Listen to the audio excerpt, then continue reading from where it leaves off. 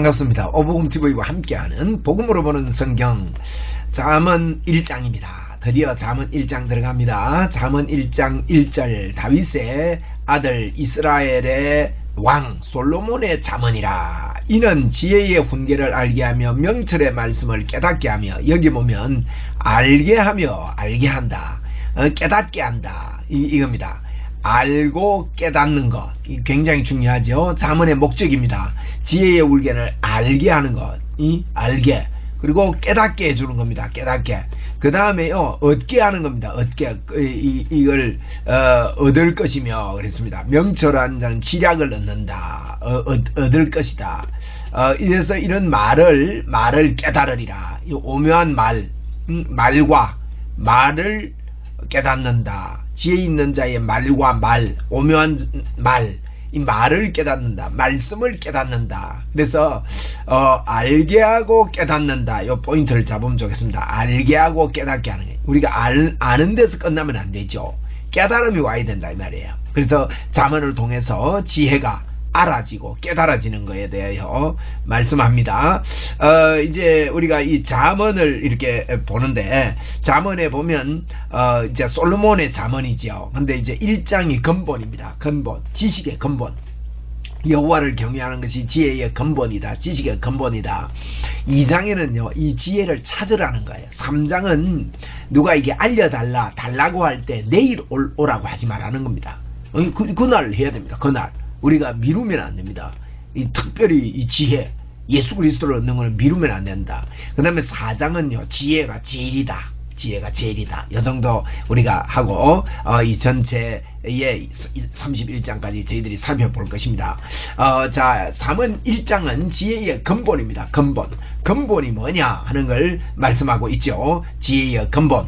1절부터 6절까지가 목적인데, 다윗의 아들 이스라엘의 왕 솔로몬의 잠언이라. 이는 지혜의 훈계를 알게 한다. 그래서 알게 하며 또 명철의 말씀을 깨닫게 하며 알게 한다, 또 깨닫게 한다. 요거 포인트에 두자 그랬습니다.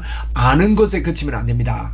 우리가 많은 거, 주님이 십자가 보혈해서 십자가에서 날 위해 죽으셨다, 뭐 이거 아는 것 가지고 안 돼요. 이게 깨달음이 와야 됩니다. 이게 영의 깨달음입니다. 십자가의 죽으심으로 나는 하나님의 의가 내게 왔고 또 영원히 주님과 함께 이렇게 거하는 자가 됐다 하는 이와 같은 깨달음이 우리에게 있어야 되죠. 이 깨달음이. 근데 이게 알고 끝나면 안 된다는 거예요. 깨달음이 와야 된다 하는 걸 특별히 말씀하고 있습니다. 3절에는 지혜롭게, 공의롭게, 정의롭게. 잠언이 그렇다는 거예요. 예수 그리스도가 우리에게 그렇게 만듭니다. 또 정직하게 행할 일에 대하여 훈계를 받게 하는 겁니다. 이게 또 훈계를 받으며 받게 한다, 알게, 깨닫게, 받게 한다 그렇습니다. 그래서 이 목적을 계속 말하는데, 어리석은 자도 예수님 만나면 슬기롭게 됩니다. 젊은 자도 지식과 근신함을 얻게 하기 위함이다. 그런데 지혜 있는 자는요 듣고 학식이 더합니다. 예수 그리스도 안에서 일 듣고 학식이 더하고 명철한 자는 지략을 얻을 것이다, 이렇게 말씀하고 있습니다. 그래서 특별히 이제 잠언과 비유와 지혜 있는 자의 말과 그 오묘한 말을 깨달으라. 아까 알고 깨닫는다는, 이 깨달음에 대해서 다시 한 번 더 강조하고 있죠. 그래서 이런 잠언의 목적입니다. 어리석은 자는 들어도 슬기롭게 되고, 젊은 자는 지식과 학식이 더하고, 지혜 있는 자는 듣고 학식이 더할 것이고, 명철한 자는 지략을 얻을 것이다. 이걸 깨닫게 된다 하는 걸 말씀을 하고 있습니다. 또 7절부터 9절까지는 지식의 근본에 대해서 특별히 이 중심 멤버입니다. 중심입니다. 7절입니다. 여호와를 경외하는 것이 지식의 근본이거늘, 이렇게 말합니다. 근본. 미련한 자는 지혜와 훈계를 멸시하느니라. 이 근본이라는 말은 시작이라는 말이에요. 시작. 근본이다, 시작이다, 이런 의미거든요. 이 바탕이 된다는 거예요. 여호와를 경외하는 것이 모든 것의 바탕입니다. 이 행동의 바탕입니다. 조금 설명을 하고 들어가도록 그렇게 하겠습니다. 여기 보면은 이제 우리가 1장부터 9장까지를 원론으로 봤거든요. 1장부터 9장까지. 그게 이제 내 아들아 라는 말과 지혜가 부르고 음녀가 부르고 서로 차지하려 한다. 또 10장부터 31장까지는 구체적인 삶에 대해서 말씀하지 않았습니까? 1장부터 9장까지를 15개의 충고로 나눌 수가 있습니다. 그렇게 나눌 수 있는데, 이제 8절부터는요, 내 아들아, 이게 이제 그 부모에게 어떻게 순종할 건가, 이런 이야기를 8절부터 19절까지 이야기를 하고 있습니다. 그리고 또 20절부터 33절까지는 지혜자의 설교에 대해서 말씀하고 있습니다. 그리고 길거리, 광장, 헌화하는 길, 성문, 이런 이야기들을 하고 있는 걸 볼 수가 있지요. 또 내 아들아, 우리 내 아들아 앞에 서론에서 보았는데, 내 아들을 중심해서 지혜가 32번이나 불러요. 또 이 유혹하는 여인, 유혹하는 여인이 이제 12번이나 부릅니다. 누구 서로 차지하려 합니다. 아들을, 내 아들아, 아비의 훈계를 들으며 어미의 법을 떠나지 말라. 이 근본을 자꾸 듣고 여기서 떠나지 말라. 이는 내 머리에 아름다운 관이요 내 목에 검사설이다.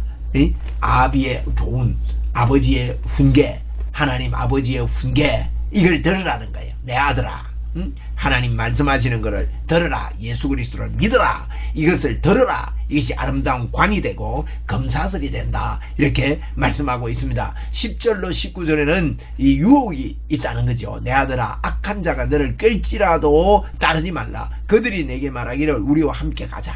같이 가자는 거예요. 우리가 가만히 엎드렸다가 사람의 피를 흘리자. 죄 없는 자를 까닭없이 숨어 기다리다가 소울같이 그들을 산채로 삼키며 무덤에 내려가는 자들같이 통으로 삼키자. 우리 분명히 이득이 있다. 저거 집어 삼키자. 이러는 이 악한 자가 있을지라도 그게 따르지 말라.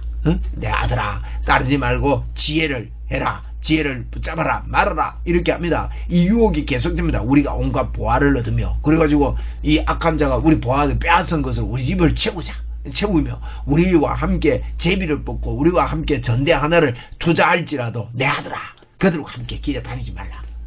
복 있는 사람은 악인의 꾀를 쫓지 아니한 겁니다. 발을 금하여 그 길을 밟지 말라. 이렇게 말합니다. 복 있는 사람이라는 거예요. 너는 아들아, 대저 그 발은 악으로 달려가며 피를 흘리는데 빠르다.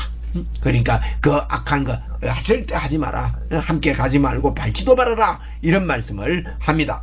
계속해서 유혹이 온다는 거예요. 새가 보는 데서 그물을 치면 헛일이겠거늘 그들이 가만히 엎드리면 자기의 피를 흘릴 뿐이다. 그 유익을 보는 것 같아도 그건 다 하나님 보고 계신다는 거예요. 숨어 기다리면 자기의 생명을 해할 뿐이다. 이러면서 이익을 탐하는 모든 자에게는 다 이러하여 자기 생명을 잃게 하느니라. 생명을 잃게 한다 하는 이런 말씀을 합니다.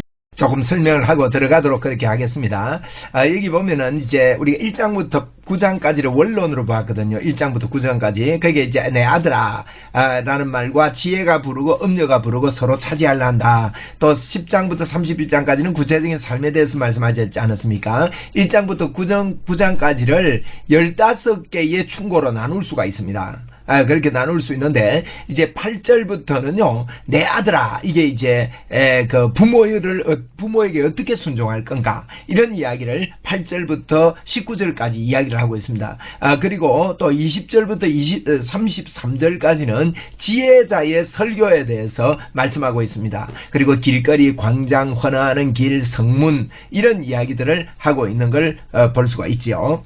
20절로 33절에는 듣고 이제는 돌이키라는 겁니다. 지혜가 길거리에 부르지 않느냐 이거예요. 광장에서 소리를 높인다는 거예요. 그렇습니다. 어디를 가도 하나님의 음성이 있는 겁니다. 시끄러운 곳에 있어도요 소리를 지릅니다. 지혜가 성문어기에 성중에 그 소리를 발합니다.